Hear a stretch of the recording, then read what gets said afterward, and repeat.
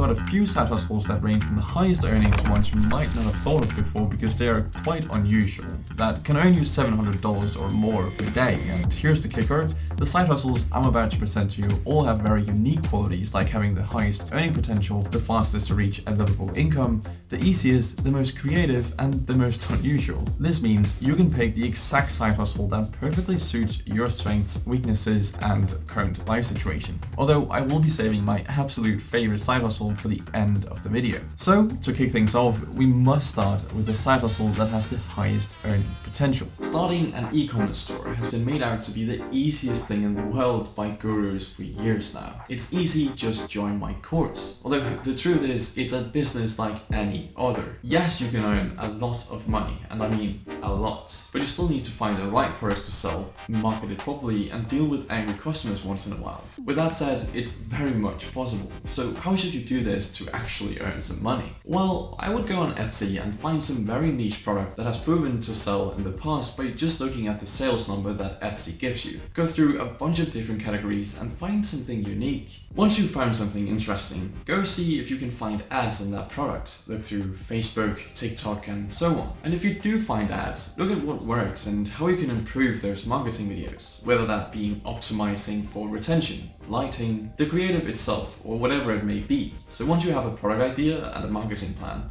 you build out your website. There's a few options here, however, Shopify would probably be my first pick. Now, it's been proven time and time again that even with terrible branding, you can have a successful store. But if you want to stand out from the rest, spend some time on your branding and make it look good. The place you source the products from is going to be AliExpress. That's the go-to place for pretty much all dropshipping. However, make sure you test the product before you start the website. This will pay dividends down the line, and you will thank me for it. When you avoid angry customers who received faulty products. Now, the earning potential with this is what's interesting because it's essentially limitless. I've seen people make 6, 7, and even 8 figures from dropshipping. Although at some point it has to turn into a real brand, also known as white labeling in the dropshipping sphere. This is where you hold your own inventory and have people handling customer service and so on. All in all, it's a very viable business to start with little to no money up front, which makes it so attractive. But also very difficult because you need to be a jack of all trades. You need not only to understand marketing, branding, and product market fit, meaning you're good at figuring out whether or not someone will actually buy what you're selling, you also need to figure out accounting, taxes, and leadership at some point.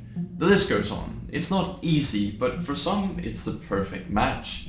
However, we are not all die-hard entrepreneurs, and it takes time to build a successful store, even though these fake gurus might suggest otherwise. So how about you take some of your existing knowledge and teach? For example, if you've been training for a few years and you know a thing or two about training, you could become a personal trainer and help people get into shape. Or even better, you could create an online course about training, specific exercises, training splits, and so on. A perfect website for that would be Skillshare. And if you don't feel like you have anything you're particularly skilled at or knowledgeable about, you can learn it. What is important to remember about teaching is that the biggest demography in any skill learning is beginners, and often it's much better to learn from someone who is slightly more knowledgeable than you instead of an expert who has been doing it for years, because the teacher actually remembers what it was like being a beginner and can therefore explain everything better.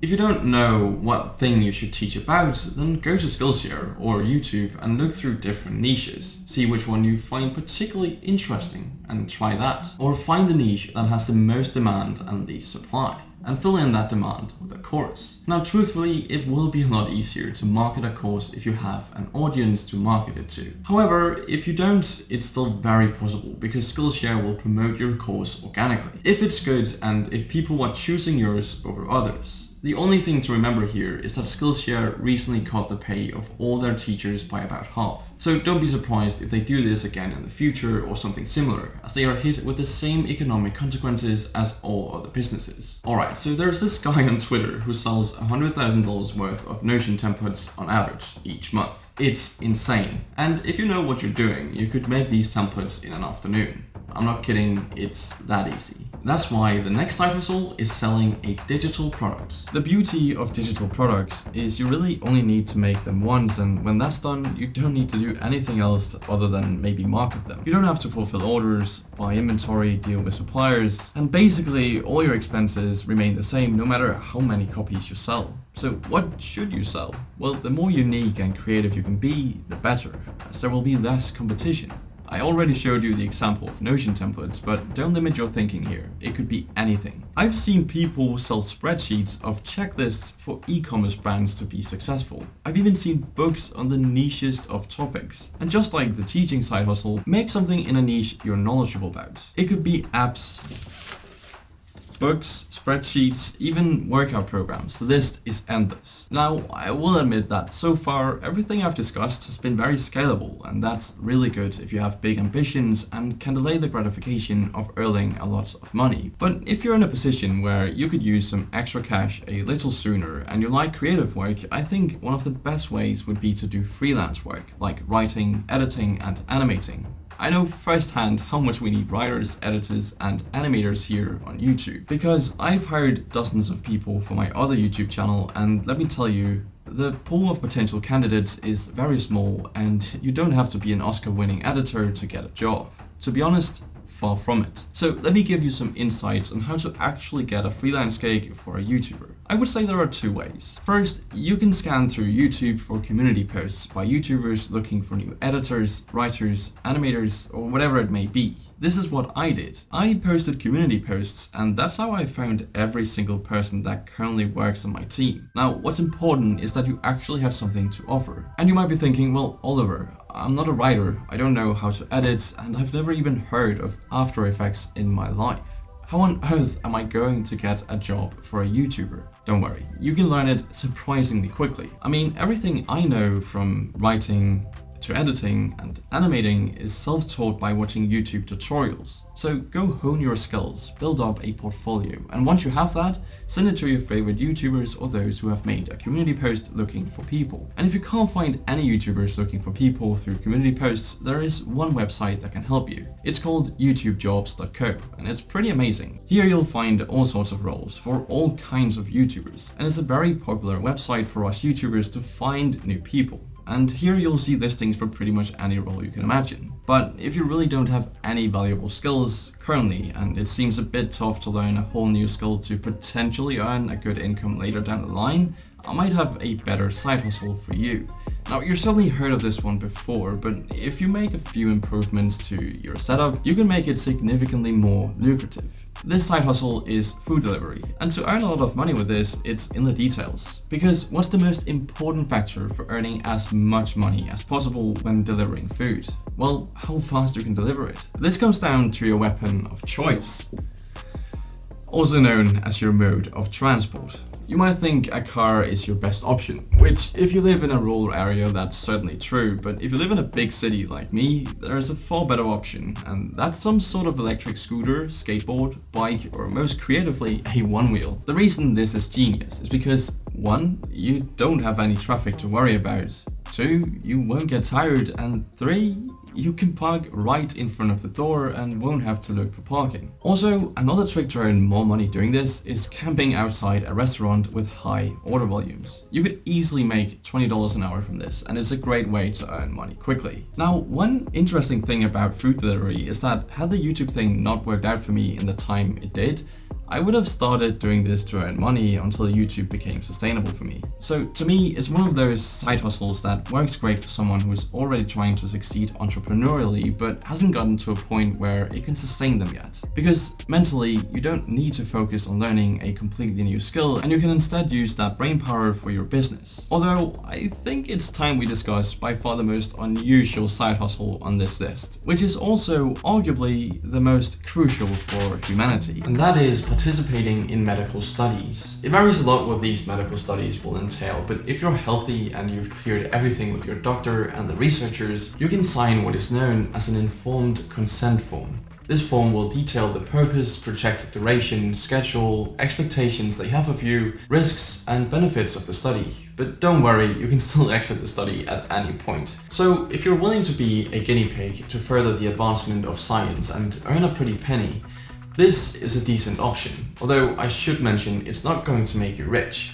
PubMed made an article in which they described how much the median income was for participants in medical studies, as well as the top 10% earners. They state that the median income is $4,000, but those people only participated in 1 to 2 studies, and in terms of the top 10% earners, well, they make in excess of $18,000 per year. So it's certainly a feasible way to make a pretty decent income, without having to do too much work, if any. But let's move on to my favorite side hustle of all, and it might be biased, but that's growing a following through a personal brand on either YouTube, TikTok, Instagram, or Snapchat. It's truly the greatest side hustle I can think of. I understand that growing an audience from zero seems pretty daunting and incredibly difficult. I get that. And truthfully, if you choose to make long-form content here on YouTube, it's kinda true. But growing an audience on YouTube, Instagram, and especially TikTok with short-form content is comparably easy and can be insanely lucrative if you play your cards right. The reason for this is that the barrier of entry is so low. No one expects you to have good quality cameras, microphones, or insane editing skills with short form content. Now you might be thinking there's no money in short form, as you don't really make anything from ad revenue.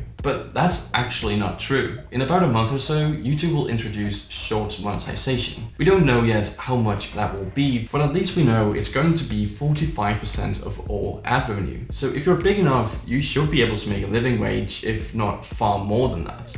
And I think Instagram and TikTok will soon have to follow suit. And Snapchat is already paying their creators a $2 CPM, which is insane for short form. But even if you don't make money from ads, the audience you build alone is worth so much because they know and trust you. So when you choose to promote or sell something to your audience, like a sponsored post or selling your own products, they will be inclined to at least check it out. And most likely, if you choose the right products to sell or promote, you can generate thousands or even tens of thousands of dollars from this.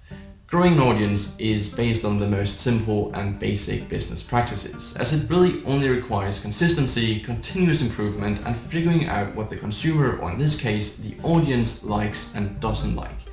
It's simple, but not easy. And if we apply these business practices to short-form content on YouTube, Instagram, and TikTok and Snapchat, they simply mean keep uploading, even if you don't feel like it. And when you feel discouraged or if you're being overly perfectionistic, just upload anyway. Remember, short-form content doesn't punish you in the same way the YouTube long-form algorithm does when you upload a bad video, which can affect the performance of your entire channel. But with short-form, it's a numbers game. Uploading 100 videos you spend 1 hour on is exponentially better for growth than uploading one video you spent 100 hours on. This is true for short form, but not necessarily true for long form. Because if you really want to make it big on YouTube with long form content, you have to have good quality these days. Not only that, you also need to know how to make people click on your videos, which is click-through rate, which isn't something you have to deal with short-form content as it just gets served to you. But how to succeed on YouTube is a topic for a different video. For now though, those were the side hustles. Thank you for watching, and if you wouldn't mind, hit that subscribe button. This is a newly founded channel, and subscribers really do mean a lot in the beginning, so that would mean a lot to me. But that's it for this video. I'll see you in the next one.